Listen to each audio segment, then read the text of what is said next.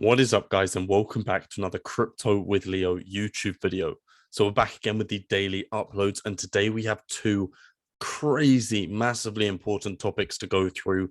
These have been popping off over on crypto Twitter, and I just had to make a video almost giving my opinion, deep diving into them, and actually sharing some other confluences that I haven't seen brought up, but which also play into the picture. Now, one of them I know you guys are going to love to hear about, and that is all about a predicted end date for the XRP lawsuit, and an end date that was actually speculated and given through a filing for a completely different class action lawsuit from Ripple, where they actually mention the SEC lawsuit. But we will get fully into that at the end, and you may be surprised how relatively close that end date might be, as opposed to some predictions that people have been getting or giving. Now, the first thing we are going to talk about, however, is a pretty important story, also relates to Ripple and XRP. However, it does include some pretty centralized entities maybe having a secret place within the crypto space. Now, that obviously being with, as you can see on screen, JPMorgan. Now, the way it relates to XRP and Ripple is because I personally believe that they may have been keeping a close eye on XRP and Ripple for a substantial amount of time now.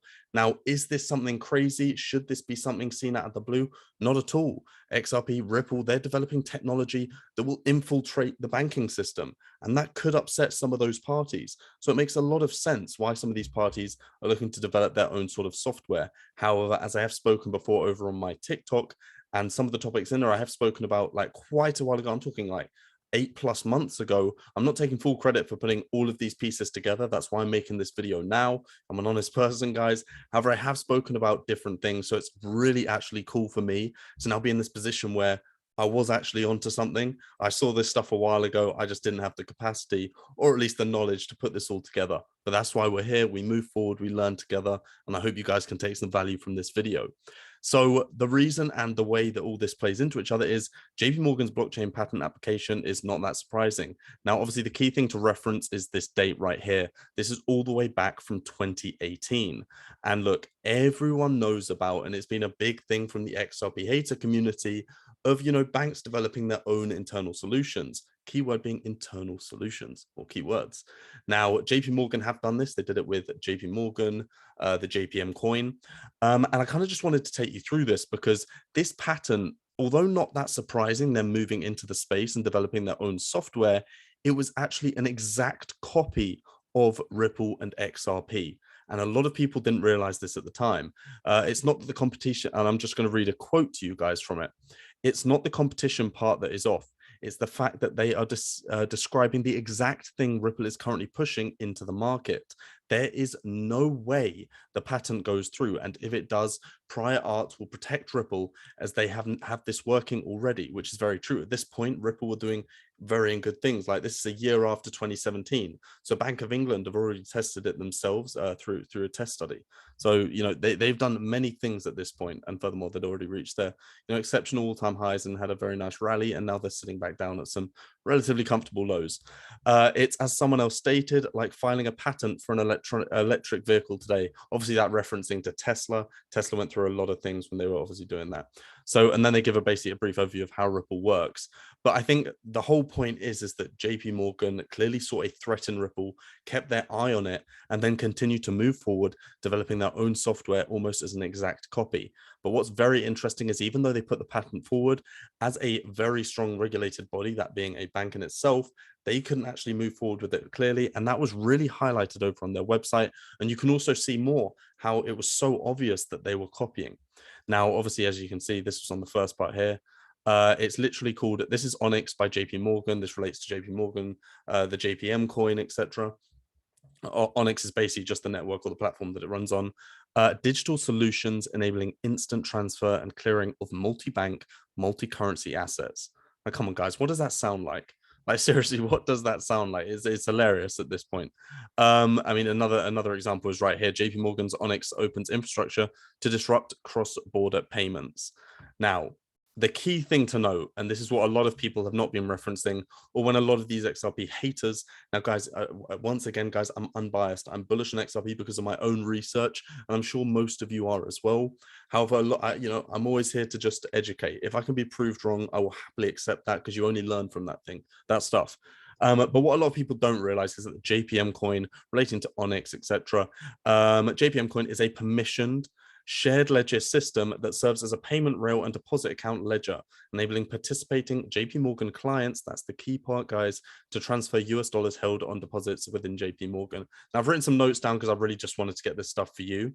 Let's pretty much give you an overview of what the JPMorgan coin is and why it can't be related to XRP. Maybe internally utilized by JPMorgan for sure, but it cannot be related to XRP.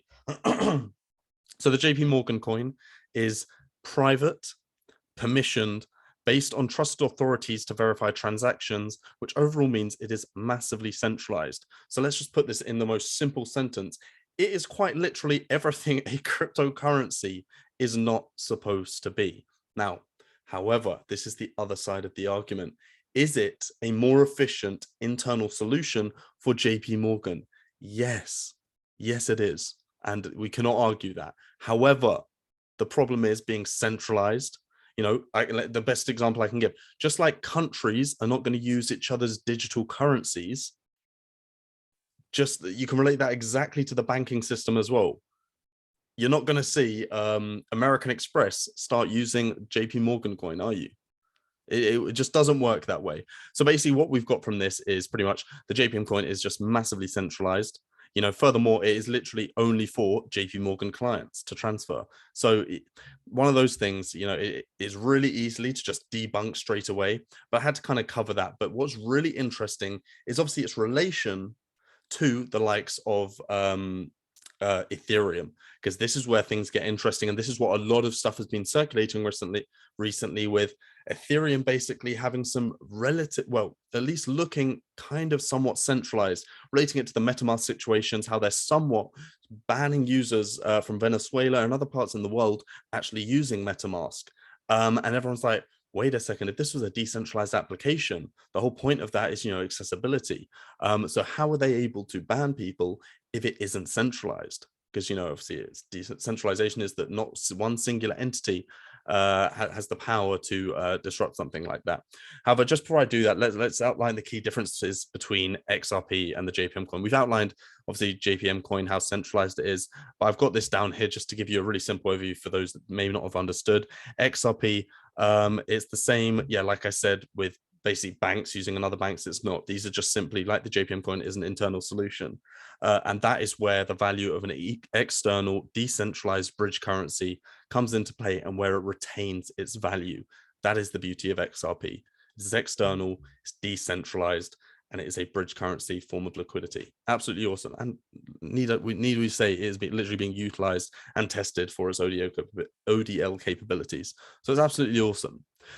So as we do move on, though, this is where, Ethereum starts jumping into the picture, because they have been very much getting some bad light recently. And I think, it's fair to say, now, I want to get this very much clear. I am a fan of Ethereum, although they do have some very obvious problems. I'm a fan of Ethereum, but this doesn't look great for them. Consensus lawsuit reveals JPMorgan owns critical Ethereum infrastructure. I mean, really what we're seeing right now is that JPMorgan has a very, very, very interesting, somewhat stake in crypto in itself. And this is a stake that people did not necessarily know about. And obviously this is relating to the fact that, here we go, a group of 35 shareholders of Ethereum giant Consensus, and this is literally what we're about to get onto very, very shortly, because this is where Consensus comes into it. What's important to know is that the JPM coin was actually developed on Quorum, which is basically the enterprise Ethereum network, which is literally, I think, explained in here. Yeah. JPMorgan built Quorum blockchain internally using the Ethereum network, the software that underpins Ether, one of the most well-known cryptocurrencies. And obviously what this is referencing to is that a Consensus actually acquired JPMorgan's blockchain Quorum, Consensus being Ethereum. However, there are other things as well, which we'll get into. I think it's just here. is that consensus was actually developed in a pretty what people could say in with what's going on with Ripple and obviously in the lawsuit that they're in. It doesn't look great for Ethereum. Now, obviously, if Ripple come out of this clean sailing, Brad Garner's even been spotted saying that it is not a security in itself. But I wouldn't be surprised if the SEC did have a sneak peek or a look into Ethereum at this point. And you can have a read of this, or at least I'll read it to you. In late 2014, Consensus was created via a crowd sale of Ether token. Ethereum had not only an illegal ICO, but also an illegal IPO. Ethereum is not only a security, it is also a freaking stock, a share of Consensus. But obviously, this is someone really just having a bit of a big brain moment, and they decided to tweet about it. But it is true. It's in writing right here. The remarkable growth pattern of Consensus has sparked a debate among many industry experts about the future of blockchain and business. In late 2014, Consensus was created by a crowd sale of Ether token, which cost the buyers 30 cents, and later that price pierced $1,000 in 2017. So obviously, that being Consensus, they raised funds to obviously help develop and move forward with Consensus, which, as you know, if you are clear with the Howey test, let me know down in the comments, guys, if you want me to make a video explaining how the Howey test works. That doesn't look good for Consensus and Ethereum in general. So moving back to this, Consensus acquires JPMorgan's blockchain. Let's just call Consensus Ethereum, etc. Blockchain platform Quorum. And what's interesting about this is, once again, the date. This was August 25th, 2020. Now, this we can relate straight back to this, where Ethereum or JPMorgan did a patent for blockchain technology in May 18th. Now, what's interesting is that whilst they were developing and getting a patent, they were clearly in some sort of content or talking to Ethereum and Consensus in some form, because as you can see on here, just literally 3 months later, we are seeing an acquisition. So yeah, very, very interesting times. These are the things I started piecing together. Furthermore, we get, it starts looking worse for them. Blockchain company Consensus faces multi-billion-dollar audit. This is new news, by the way. This is literally beginning of this month, March 2022. As shareholders claim the board breaches, I'm not going to try and say that word, guys. I'm not going to mess myself up. But basically, it is relating to this story right here, and this is where the aspect of centralization comes into it, which really doesn't look good. On August 14th, 2020, fundamental intellectual property and subsidiaries were illegally transferred from CAG into a new entity, Consensus Software Incorporated, or CSI abbreviated, in exchange for 10% ownership of Consensus Software Incorporated and an offset of a $39 million loan by founder Joseph Lubin, this guy right here.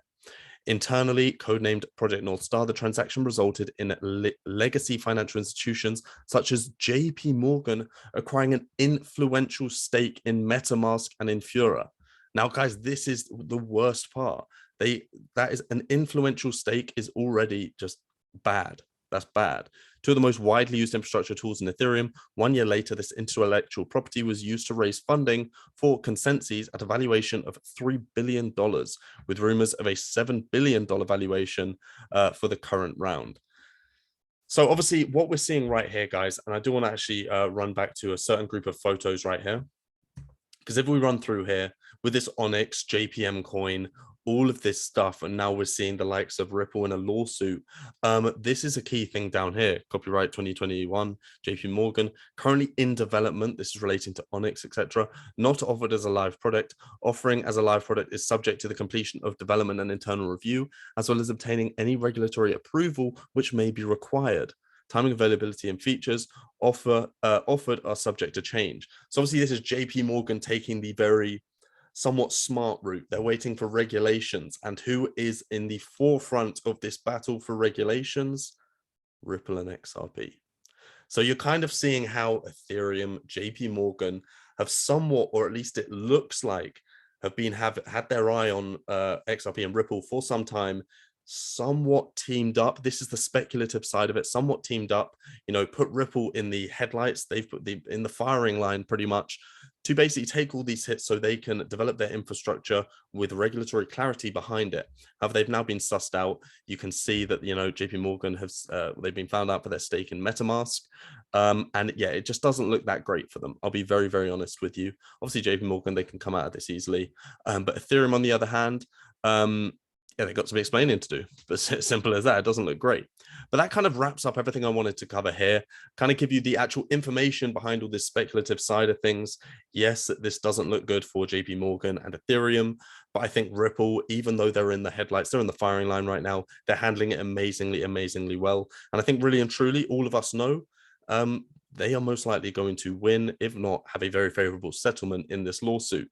We're already seeing the SEC start hinting at we're happy to take some losses, and I think that's going to work out very much in our favor. Furthermore, we've outlined that JPM coin is not the be all and end all. These are simply internal solutions for the banks, which mean absolutely nothing to us. Remember, XRP is going to be the encapsulating liquidity. It will be for everyone because it is an external, third-party, decentralized liquidity solution. That's what it's about, guys. It's about not one entity having control. And what is the bonus of that? That means all of the banks can utilize it. Now, whether they will, this is why we invest in XRP, because we believe it will happen. However, that is the speculative side of our investment. We also are big fans of the technology, and that is why we believe that it will happen. So let's get into when do we believe this lawsuit is going to be over, and not when do we believe, when do Ripple believe?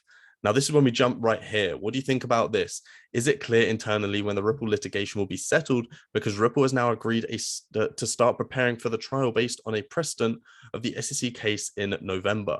Now, let me really simply explain this. And guys, I hope you're watching this because this is actually exciting, relatively breaking news. Quite simply what this is basically a lawsuit being put onto Ripple from some XRP investors, and they weren't too happy that they got in the high and they're now sitting pretty damn low on their investment, and they're not happy with it. So they thought, big brain movements, let's go sue Ripple and go after XRP, etc.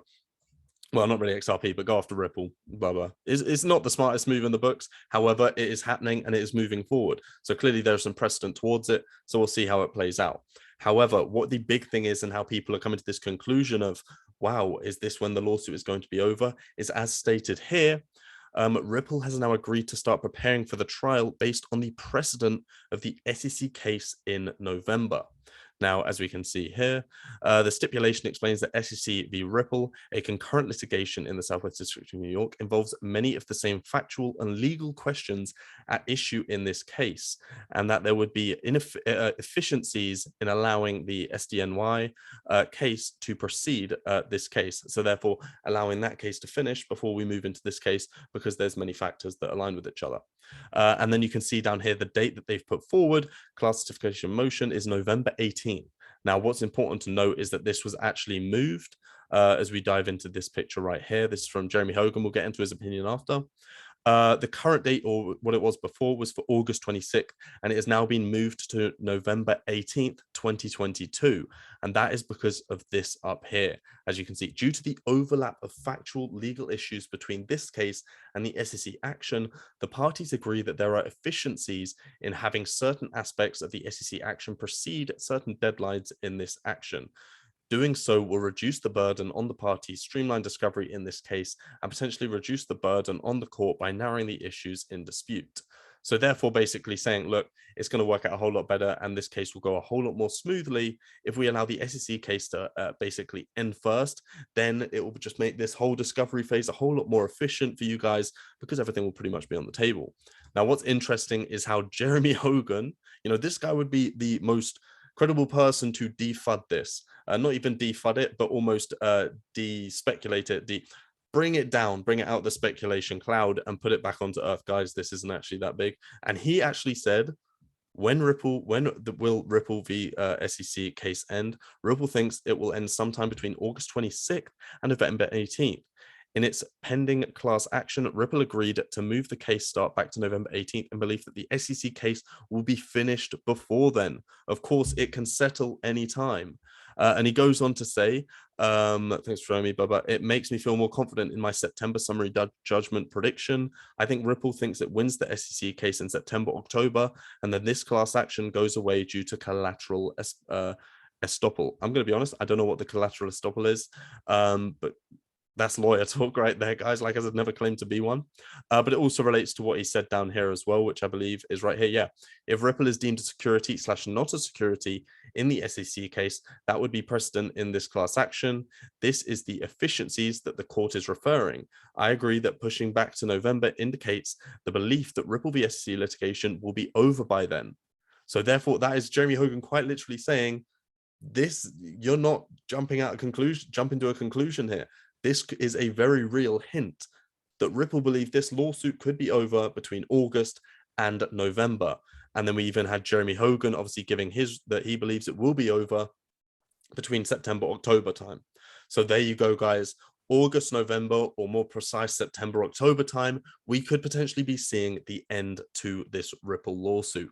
Now, of course, that is not finite. That is not written in stone. However, that I would say genuinely is probably one of the most legitimate predictions backed by actual evidence that we have seen in a very, very long time. And I think that, guys, is actually something you can be happy about.